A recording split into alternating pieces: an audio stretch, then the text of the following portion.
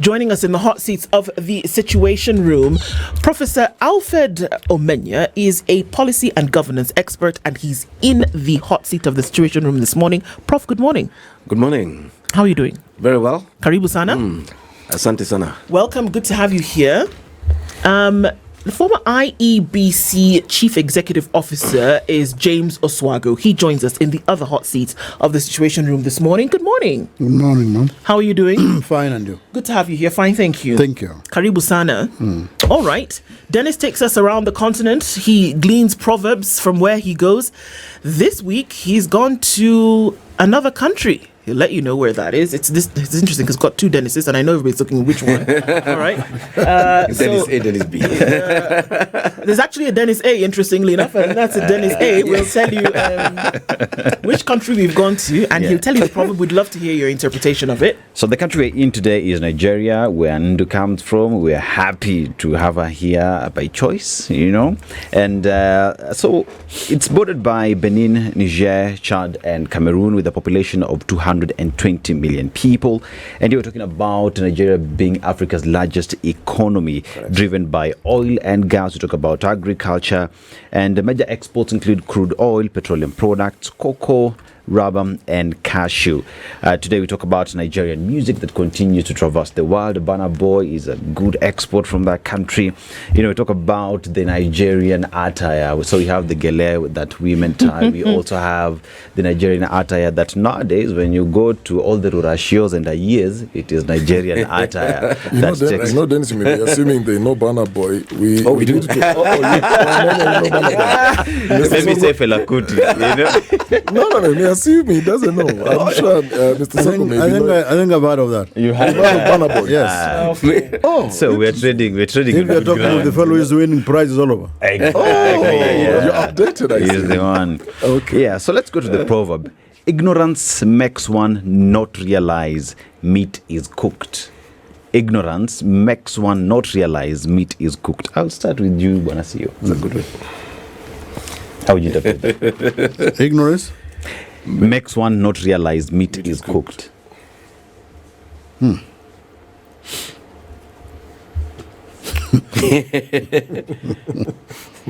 Tough one there. That's a tough one. That's a tough one. I don't see why that is Nigerian. That is tough all over. Remember, your interpretation can never be wrong. That's the beauty of it. Ignorance makes one realize meat is cooked. Not realize. Not realize. Meat is cooked. I think it's better to eat slowly. Kula pole pole.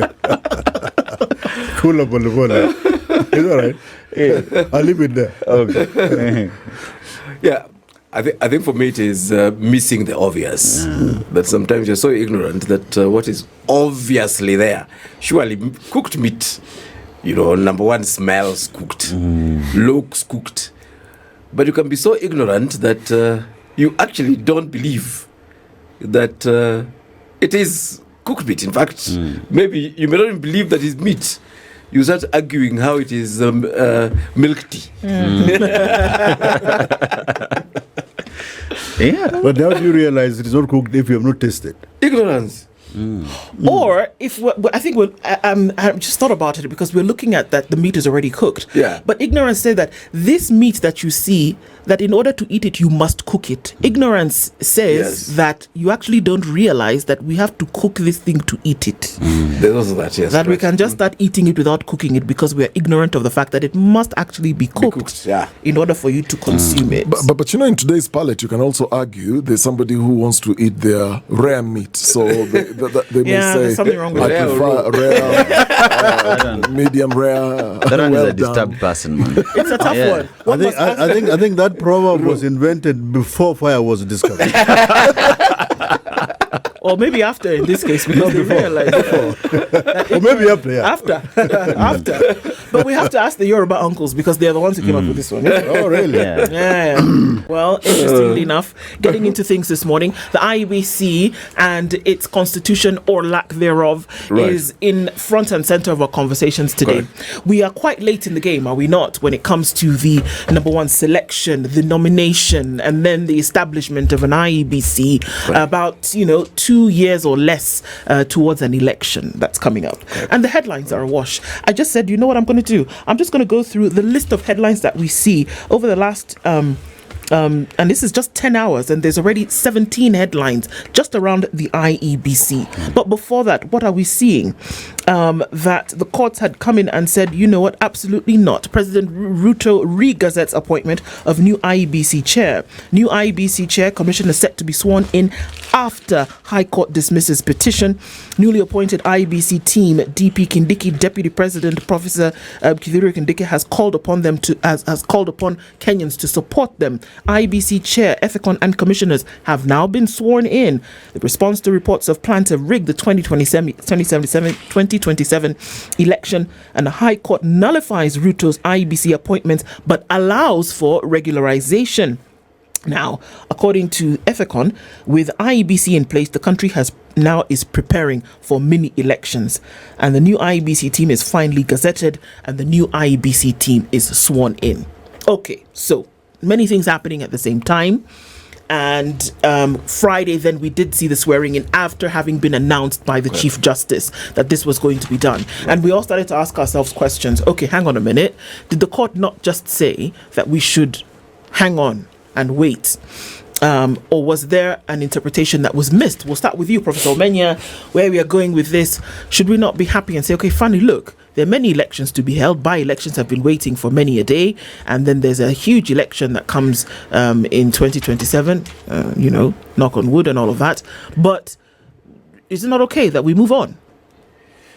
Well, I think the issue is not just about moving on. Okay. And I think that's the trouble with the whole IBC. And I think part of the problem is that conversation itself about moving on. Mm-hmm. I think this time round, as a country, as a people, we need to ask questions.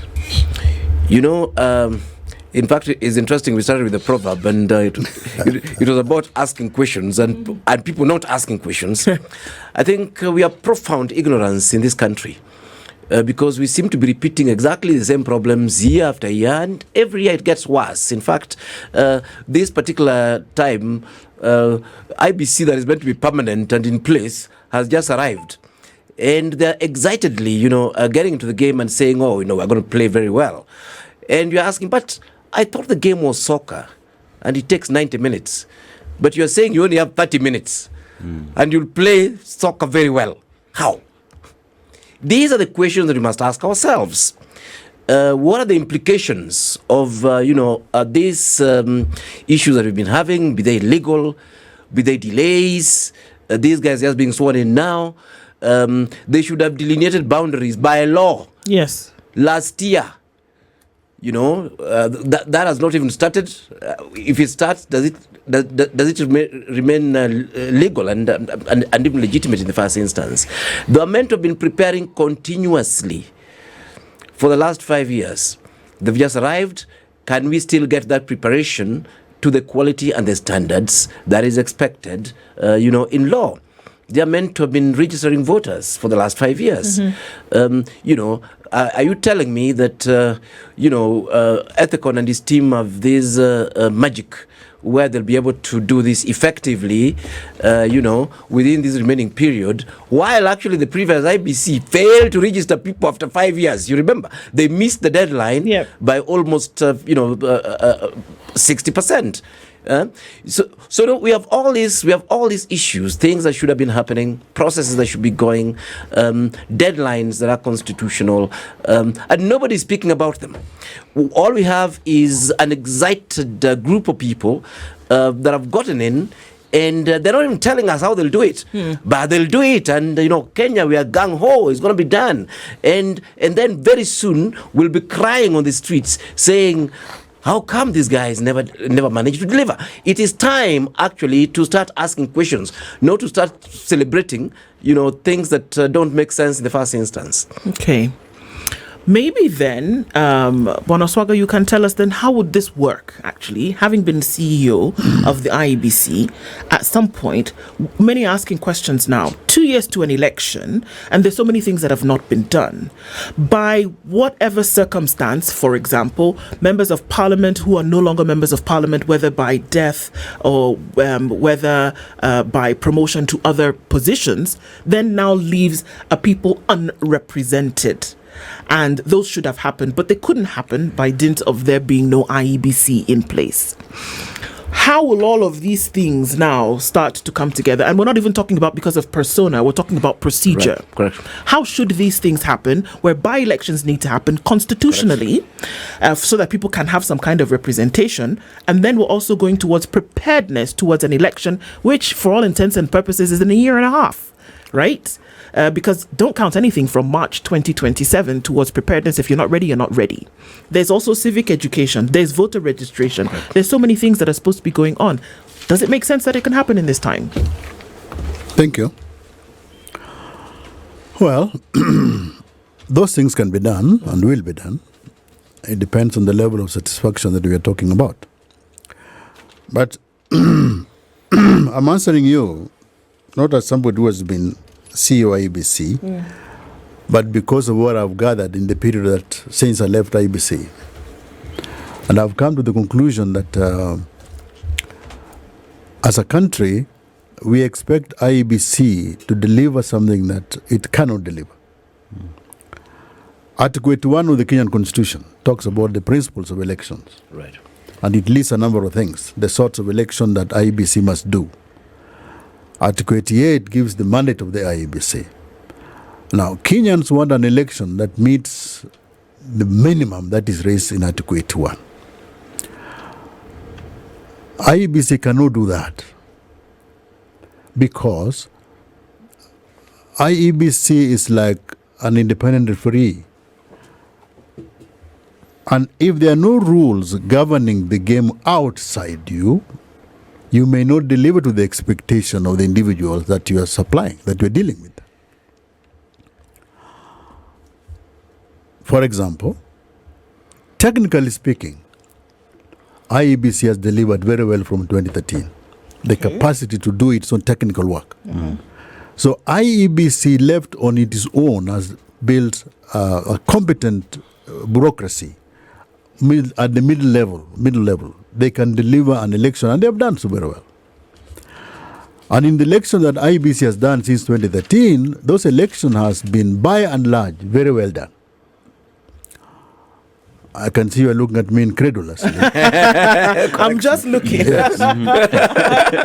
Those elections in 2013 to now has been done, by and large, very, very well. And if you read the Carter Center report, you read the European Union report of monitors. And if you want to read monitors' reports, you only restrict yourself to those two. I would recommend those two. Don't go to the AU one or the East African Community one.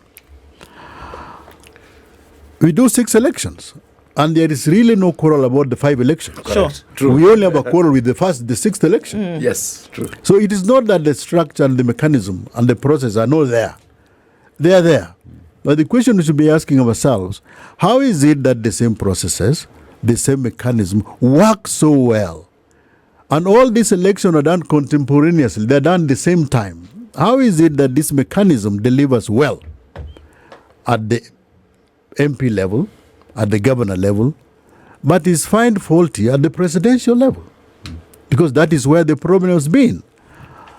And the grievances that there have been about the presidential outcomes from 2013 to date, those grievances, all of them, if you look at them at every stage, have a lot of merit. Maybe they were dismissed because of this technical consideration, because maybe the high levels of thresholds, yes. But there are a lot of merit in those grievances. So the question is, how is it so that you said the same system delivers on 5 but fails On one. on 1? You see, it cannot be that the process are wrong. It means something else is wrong. And in my view, what is wrong and that needs to be cured is the complete architecture in which IEBC works. And I don't think we are ready to face that as a country. I can mention to you a number of them, if you allow me. Please. Number one, the things that unless you correct, you will not get the free, fair, and accountable election you are looking for. And the election you are looking for is structured in Article 81. You know, that is an election that is, you talk about equality of the vote, universal franchise, an election that is free, fair, and accountable, secret ballot. And we are talking about an election conducted by an independent electoral commission. All those things are in Article 81. Now, number one thing that Kenya needs to do is, one, to decongest the presidency. What does that mean? Decongest the presidency means you have an alternative to the presidency, maybe the prime minister's office. For 20 years, Kenyans wanted to build a constitution. And in the 20 years that Kenyans were seeking to build a new constitution, there were two things which were concurrent, which were uppermost in Kenyans' mind. One was devolution, the other one was imperial presidency. We did something about devolution, whether satisfactorily or not, but we did something about it. But what we did with the imperial presidency, in my view, leaves a lot to be desired. So either it is still imperial, the way we didn't want it to be, or it is terribly imperious. It depends on how you look at it. But unless and until Kenyans learn to do something about that, to restructure the executive, so that a person does not see their livelihood as good or bad purely because one of their own tribal extraction is sitting in State House. If you can change that, so that there is competing or alternative centers of power in Kenya, we will still consider the presidency as the be and all of our livelihood. So that you say it is our government because your tribesman is the president, or it is not your government because your tribesman is not there. We started with this in the 60s and we are still stuck with it. The reason why Kenyans wanted a decongested presidency was because you kind of, you don't dilute the executive, but you create alternatives in the executive. That is number one that must be done. Number two that we must do as Kenyans is change the electoral system. What we have now is called first past the post. In all, there are about 170 democracies in the world. If you take the 50 best run democracies, and their organization that continually grade all democratic countries every year, if you take the 50 best run democracies in the world, what is common to them is the electoral system is a proportional representation. First past the post is popular in Africa, except South Africa. Proportional representation does something. It hardly creates people who are disillusioned. It hardly creates a populace that feels they are disenfranchised. Correct. Your person may not be in government, but because of the nature of the voting, you still feel you are somehow represented. So we need to introduce proportional representation. We already have it at the level of MCS. But we need to reverse so that proportional representation becomes the predominant one rather than become the lesser one. Okay. As it is today, what we have is first past the post. First past the post by its nature creates polarization along tribes, polarization along races, polarization along races or anything else. In my view, that needs to be changed. I'm mentioning things which once you change them, once you do them well, then you can have the sorts of election that Kenyans are looking for. Things which before you deal with them, we will always complain. That is the second one. Third one, deal with corruption. Why is corruption? Because corruption introduces money in politics. When money becomes endemic or dominant in politics, elections lose such many things. In the US in 2010, the Supreme Court, there was a judgment of the Supreme Court. It's called Citizen United versus Federal Election Commission. And the Supreme Court ruled that corporations with money and oligarchs with money can contribute as much as they want to a political process. That the amount of money you contribute to an electoral process is not limited, because that contribution is freedom of expression. And because freedom of expression is not restricted in the Constitution, to ask rich people to limit the amount of money they contribute is somehow compromise that freedom. What is the result? Today in the United States, you can predict the outcome of any election depending on the amount of money that a candidate has mobilized. That is in America today. The more they mobilize, then you can predict whether it is, and that is the reason why Elon Musk gave Trump 300 million, and recently he said, without my 300 million, you would not have been elected. Okay. And we know that happens.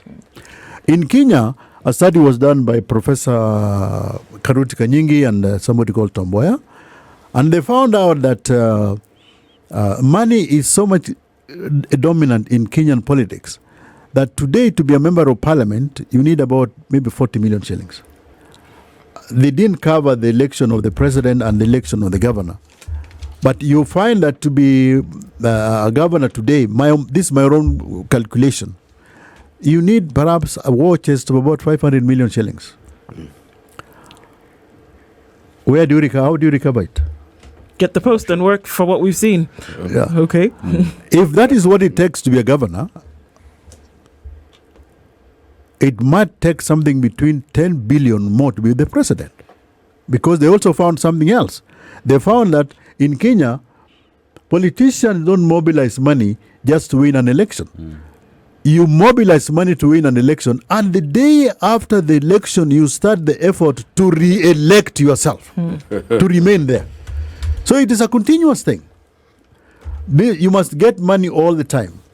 Now, where does this money come from? There are three types of corruption. There is the state capture, there is the grand corruption, and there is the retail corruption. Grand corruption only occurs when the office of the president, grand corruption requires three things. One, capture of the office of the president and the treasury. One. Two, a privileged high-level public service. And now you appoint your own fellows there. And thirdly, a business elite outside the government. And if that happens, and the Zondo Commission in South Africa has shown very well how this works. It will always be there as long as money is in politics. So in Kenya, you need to deal with that.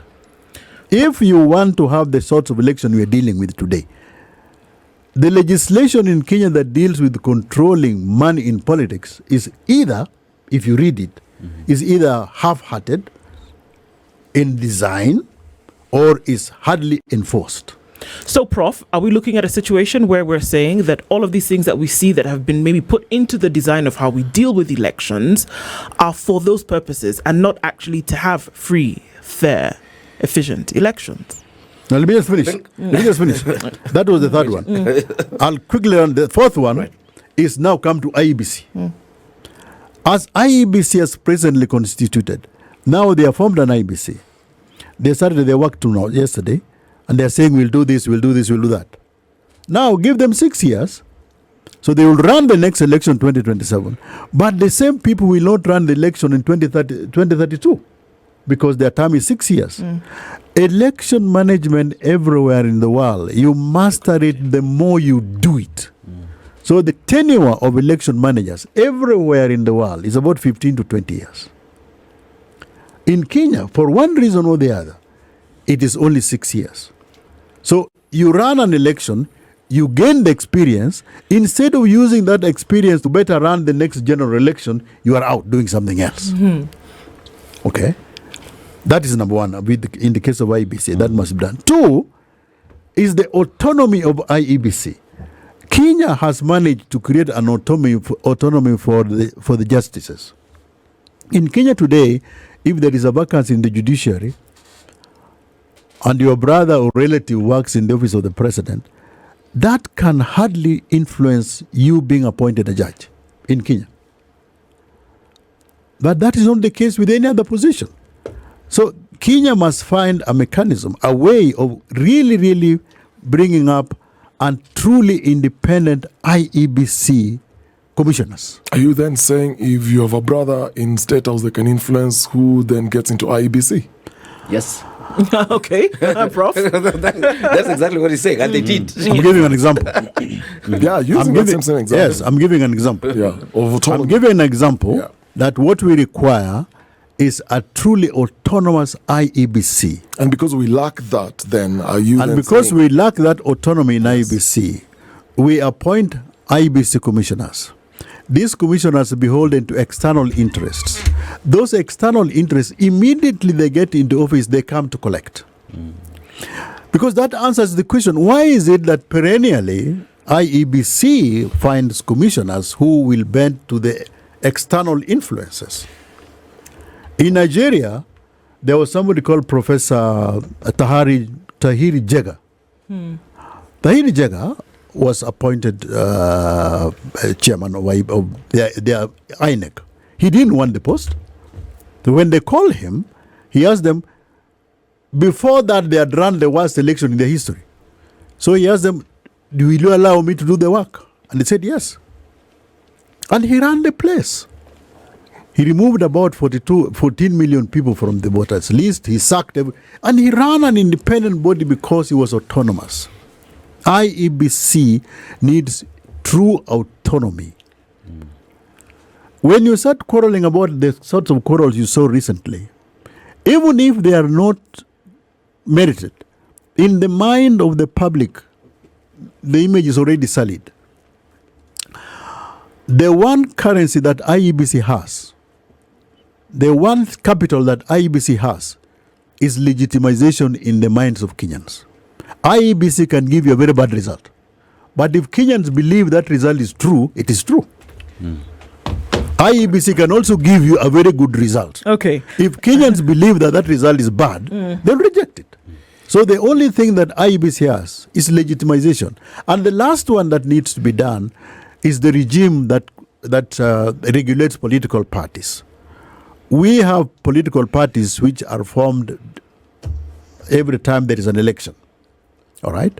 The law is so fluid that you can just wait towards an election, form your own political party, form a coalition there, form a coalition there. So you find these alignments and realignments as you are nearing an election, and they are not policy-based. They are based on all the other things. You need to come with a robust system that deals with that.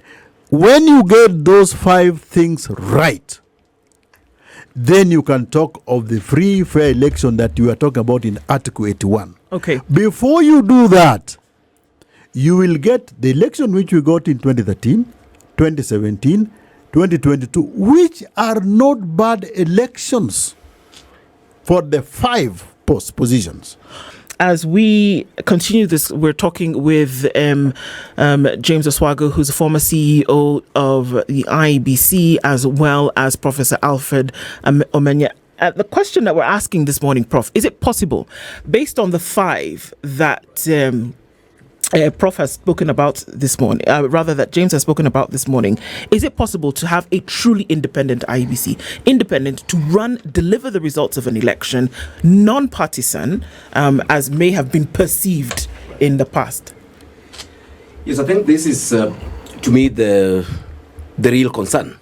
Because I think every time we discuss IBC, we get onto technicalities. And, in terms of, are they procuring things? Can we do mathematics? How come we can't count some particular votes and we can count others and so on? I think those things can be done even by high school Kenyans. We are avoiding the real elephant in the room. And the real elephant in the room is lack of leadership, and again lack of political will to ensure that we do actually have a free, fair, and independent IBC as it actually were. And of course, Kenyans are also avoiding the questions that we should be asking in the first instance. The good Major Years has spoken quite well about what IBC has been able to deliver and what they've not been able to deliver. What is not spoken to is asking, do Kenyans therefore believe that IBC can actually deliver? Now I'm talking as a Kenyan. He can talk as IBC, but I'm talking as a Kenyan. I don't believe so. And ask any Kenyan on the street whether IBC can and deliver, a free and fair election at all levels. By the way, the presidency taints it, but I don't think people believe IBC can even deliver MCA level things. They're less contested, but I don't think we are at a point where Kenyans are saying we have an excellent body. The only problem is this small matter of presidential elections.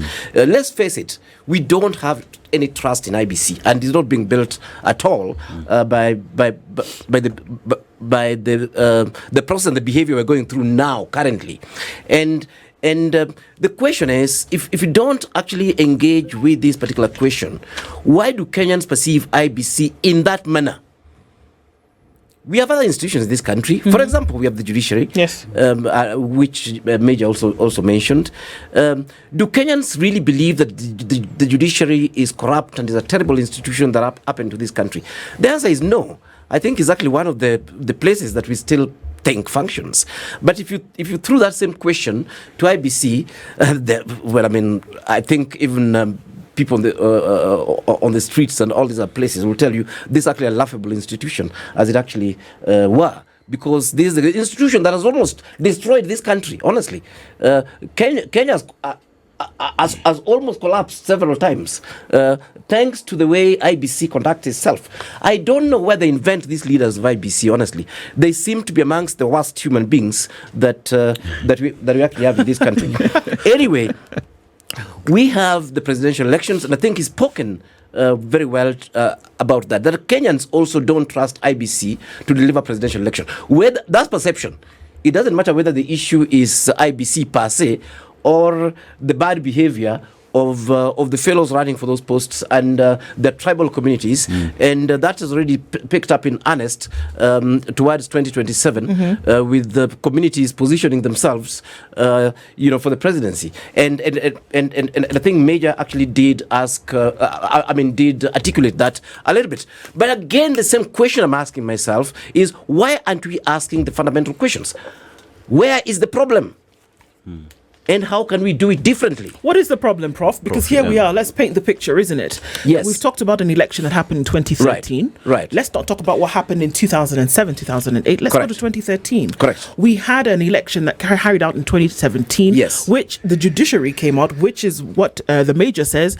The judiciary came out as maybe one of the only bodies which is truly autonomous and independent, and said, we're annulling this thing. Correct. Let's go back to the drawing board. Even that was kind of contentious because, everybody said, are we going to go back or not? Then come 2022, and people are saying, well, okay, maybe, when then a third of those who registered didn't actually vote. Right. These were three interesting elections that took place, but then birthed a place whereby we're coming to say that anything that happens after that, which should be independent in nature, seems to have gotten its legs chopped off, no pun intended, literally unable to make its way across the finish line. Correct. What is the problem? That somebody be nominated, somebody goes through a selection panel, somebody goes through the would-be proper procedures to have this thing established, and Kenyans are saying absolutely not. Don't trust them as far as I can throw them. Why? This is the issue, because just like they talk in the corridors of law, I mean, justice is not just done, but it must be seen to be done. When it comes to IBC, the seeing part of it is not there. You know how counting is done in this country. We start. The press is following, then at some point, there's a blackout, and then a winner is declared. That is not being seen, to be done as exactly well. And one of the things that I've actually questioned over and over and over again is why is it so difficult in Kenya to count presidential votes? And why can't we do them in a way that is credible? Kenyans, the voters are so few. I can count those presidential things on my phone here and give you a correct answer. How come we are not able to do it? We are able to count all the votes, by the way. We are able to count in a pretty transparent way. But the Kenyan are told, we're doing these things from, 5,000 stations. There are too many. Which 5,000 stations are you telling me are too many? This is nothing compared to almost. Come on, it's compared to India. Compared to school examination. School examination, exactly. Yeah. School examination. And we get so many things accurately. Therefore, my thesis is that the Kenyan election system, especially for the presidency, has been designed to be rigged right from ab initio to such ridiculous levels that simple things like counting cannot be done. And then here we are as a country saying, IBC cannot count. Then how do you solve this thing? Technology. Let's bring in KIAMS kits. Let's do this. Let's do. How much is it going to cost you? Oh, another 10 billion shillings, another 20 billion shillings. What is the result? We still can't count. This is the challenge. This is the problem. The problem with IBC is a Kenyan problem. It's a deep problem of governance. It's a deep problem of corruption. It's a deep problem of looting. It's a deep problem of lack of transparency and accountability. And whatever you do, if you don't deal with the elephant in the room, that already the IBC we're talking about was a negotiation amongst the political class. And who was in there? It was President Ruto and Raila, basically the two of them. Kalonzo went to court because he felt that, he was around the table, but he was being treated as some of these fellows are prone to do as a Gen Z.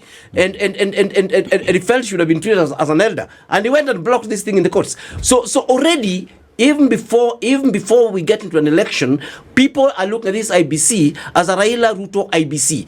And will Raila and Ruto allow IBC to conduct his processes in free, fair, transparent manner? Where is the evidence? You see, where is the evidence? Look at animation. Look at parties. Look at political parties. In fact, the only thing that saves political parties occasionally is that same IBC. The political parties are so corrupted. They are so terrible in conducting their own nominations and so on. They go outside there, pooping on their own followers, imposing these characters with money, who move from place to place, dishing out money to I don't know which politician's wife. So Major, you are talking about an MP spending 40 million. You must also factor in another 10 million to the politician's wife who owns the party. I will not mention which one, but that money must still be factored there. So my issue, if you saw members of IBC, some saying, we are supporting ODM. Why is that happening in the first instance? We don't have the independence. Part of the reason why you don't have the independence is because of just grand corruption in this country. And whatever you do, if those matters are not sorted out, these fellows, even Prof. Yambaduwal is there, former Vice Chancellor, a brilliant human being. You'll be shocked that they'll not be able to count votes, some measly votes on whatever. Of course, talking metaphorically, this is to be done, of course, by the Secretariat. But these are the issues we must actually ask ourselves. How are we going to address these things if we're not addressing them? In fact, today I was thinking of this as an inaugural lecture, and I was actually calling it the making of a perfect disaster. That is what's happening in 2027. It'll be the making of a perfect disaster. And we are seeing the different components of the disaster coming together. Getting a contested IBC, already the constitution has already been flouted in terms of some of his roles, an impossibility of delivering within time and so on. And then, of course, eventually there's the presidency thing that was being discussed. And then eventually we close our eyes and imagine that somehow, through a miracle, we'll be able to say, these are the best elections ever conducted in Kenya. Where we must actually sit down and start engaging, start asking the tough questions. Professor Omenya, expect a disaster. So I need to be told, how will this not be a disaster? Everything that I have, from the way these fellows have come in, from the law, from the nomination, from the timeline, every evidence I have from history, every evidence I have is a disaster. Professor, if we talk about a disaster, let's go back to how votes are counted, right? So we have the KIMS kit, the entire digital technical things that have been put into place, including the physical voting. But remember that the presidential vote is counted and is final at the polling station, right? But then again, we have the National Tallying Center that is at the Bomas, and that has been a point of contestation for a very long time as to why do we need that to be there in place. So I come to you, Oswago. Why do we need the National Tallying Center, and what's your position on that? Well, the law provides that the vote that is delivered, that is Article 6, provides that the vote that is delivered at the polling station is final. You can't change it. That means when the vote is delivered, once you vote at the polling station, that vote is what it matters. But what happens is that when that vote is now transmitted between the polling station and the National Tallying Center, this is why you start having problems. You hear there is, it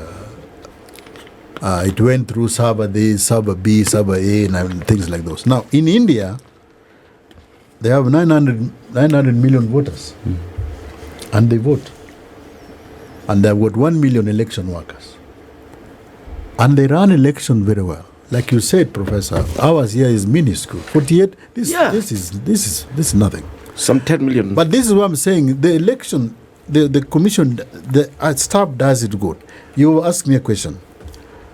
If the vote is sacrosanct at the polling station, and all the polling stations are known, Correct.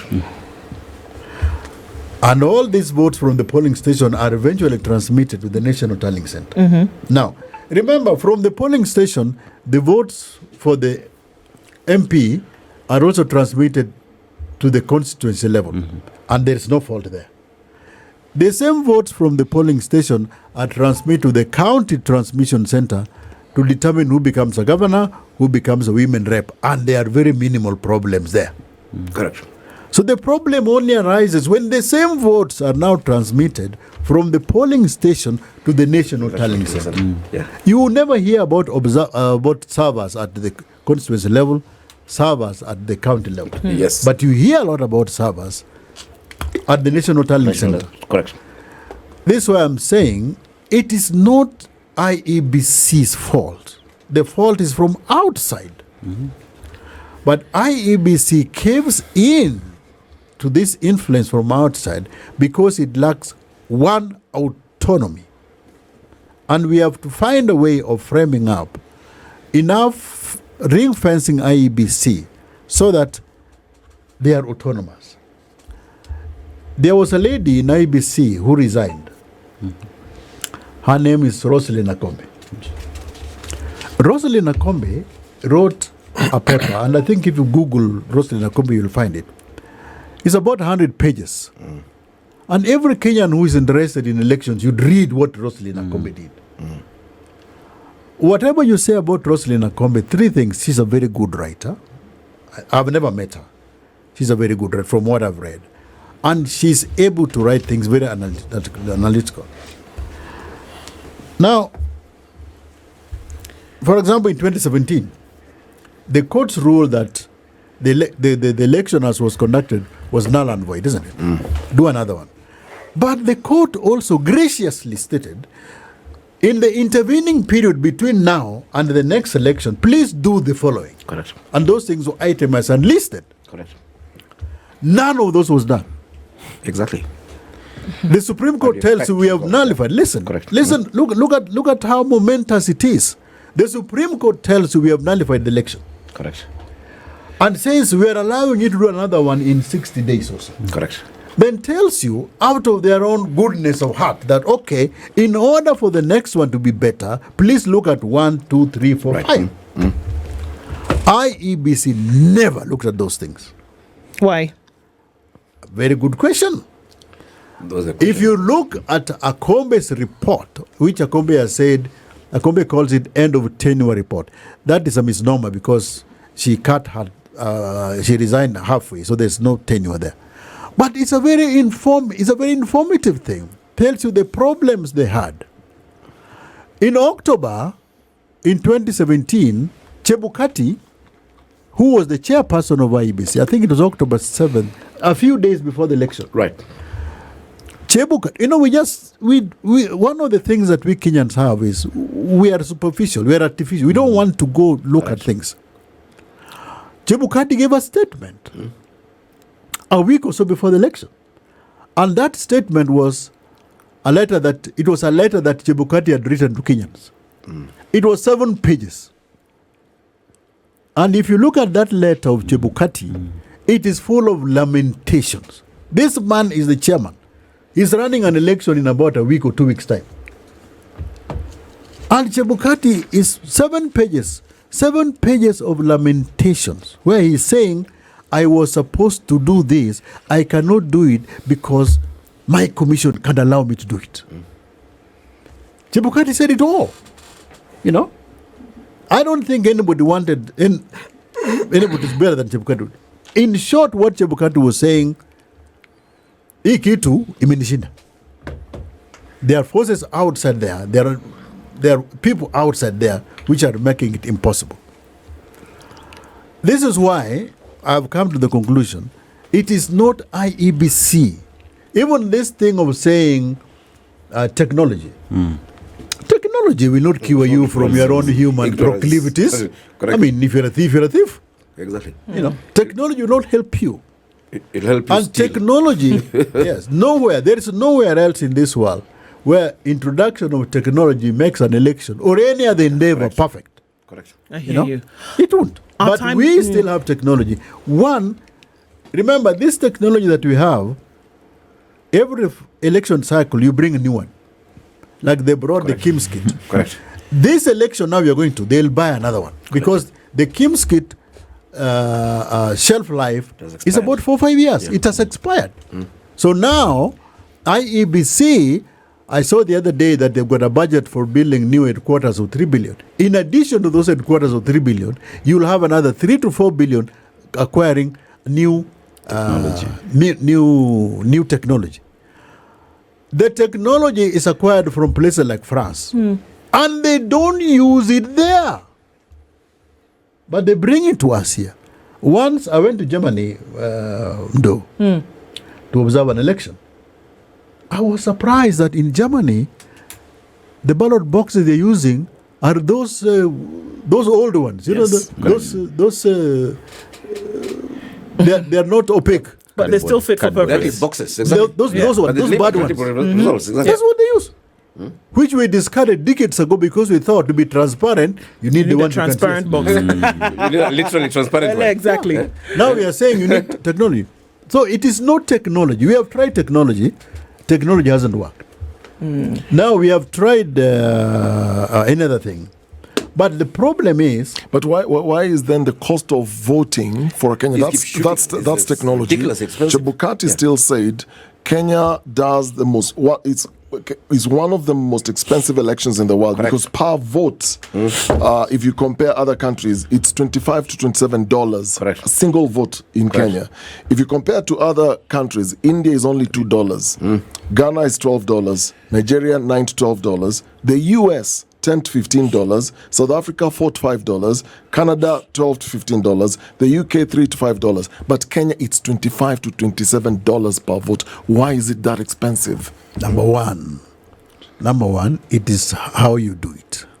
You see, if you run an election in Kenya, you require the police to guard the police station.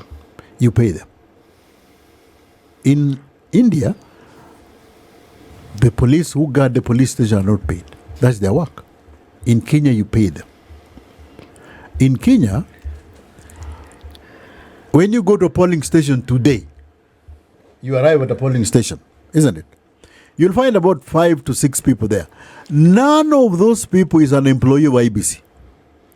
And not at the polling station, the people you interface with, all of them are non-IEBC staff. They are hired. Okay? Introduce this technology that we keep on buying every now and again. It is one, expensive, and two, it is not reusable.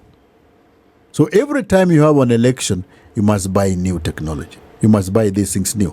Three, which is very, very important, is that if IEBC was truly autonomous and they came up with their long-term strategy, and their funding was secured. IEBC would now be responsible, would now be answering to would now be able to answer and say, no, this is what we want. But as it is today, IEBC budget is and these commissioners who appointed yesterday, Prof, they will discover to their surprise very soon. They'll go to Parliament and they'll discover the real people who dictate what you do in IEBC is Parliament. And they'll tell you, you want to buy this from so and so. So we will continue having this expensive election in Kenya, and we will continue complaining about it. Correct. Because we believe, one, technology. And if technology doesn't work, some more technology. Correct. Now, our time is actually coming to an end, but Prof, just to hear your comments about this, but also then to ask the question that, are we essentially saying that there's no faith in this IEBC to do the things that are required to do? Oh, definitely there's no faith. And you can see even such a basic thing that is of concern to me as a taxpayer, as in the cost of elections and why that is expensive. The behavior is exactly the same. It's like the fellows building 1.2 billion churches in State House. There's no respect for the taxpayers' money. Where you get into IBC, and what you try to do in collusion with Parliament and others is to make it as expensive as possible. Of course, because of that, then we also have a scandal-ridden IBC. I don't think there's any time that IBC didn't have a scandal, including even Major's own time in IBC. It's a scandal-ridden IBC, and it's partly because of this focus on money and focus on looting the country as it actually were. Now, honestly, how do I trust that you'll deliver for me an excellent election while I actually have already decided and everything points out to the fact that you're a thief?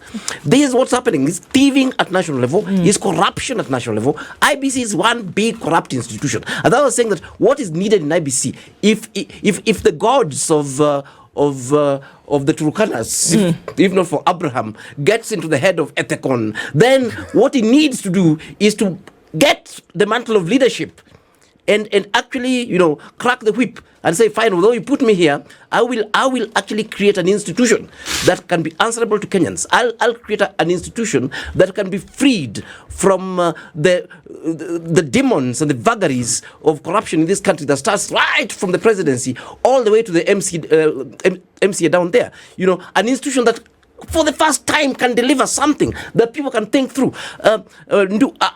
I'm asking a very basic thing, that you're telling me you can put all the thinkers in this country, all of us in this country, and we can't tell you a very simple way of actually tallying and transmitting the presidential votes in a manner that every mother in the village can see that, that makes sense. We only have 290 constituencies. Is it possible that, because Kenyans don't understand maths, is it possible that then you can actually aggregate this to 290? We only have 47